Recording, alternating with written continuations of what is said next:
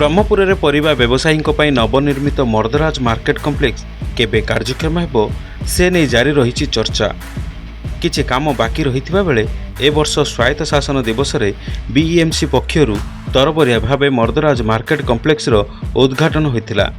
आउ किछि काम बाकी रहिछि।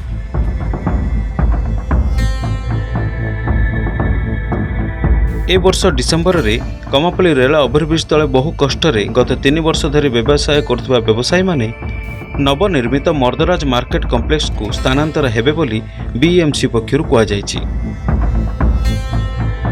पूर्वरु मर्दराजपुर भेंडिंग जोन रे परिबा व्यवसायी माने व्यवसाय करथिले। कमापल्ली परिबा मार्केट सेठाकु स्थानांतर होइथिला। तेबे सेठारे एक नुआ मार्केट कम्प्लेक्स निर्माण पई 2022 रे निष्पत्ति नेथिला बीईएमसी। फल सेठारे व्यवसाय करुवा परिबा व्यवसायी मानंकु कमापल्ली ओभरब्रिज तले अस्थायी भाव स्थानांतर करा जायतिला। एणे नुआ मार्केट कम्प्लेक्स पई टेंडर आह्वान और कार्यादेश प्रदान रे विलंब होइतिला।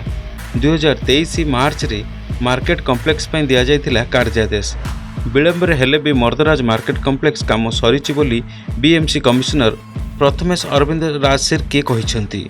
गत 3 वर्ष धरी खरा वर्षा और शीतरे बहु कष्ट परिबा बिक्री करुछंती छोट और बड़ परिबा व्यवसायी। तेबे ओभरब्रिज तले अस्थायी बजार जोगु अनेक समस्या देखा देछि। कोर्ट और अन्यान्य कार्यालय जीवा आसिबा पई ओभरब्रिज पार्श्व रास्ता थिबारु अधिक गहली मध्ये हेउछि। जानमान सब मुख्य रास्ता रखी परिबा बजार को आसुछंती लोके।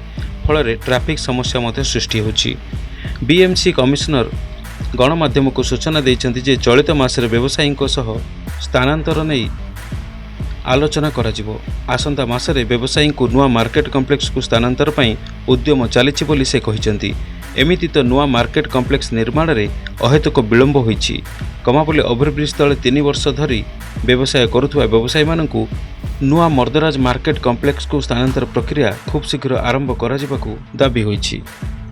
Bureau report, silk city local.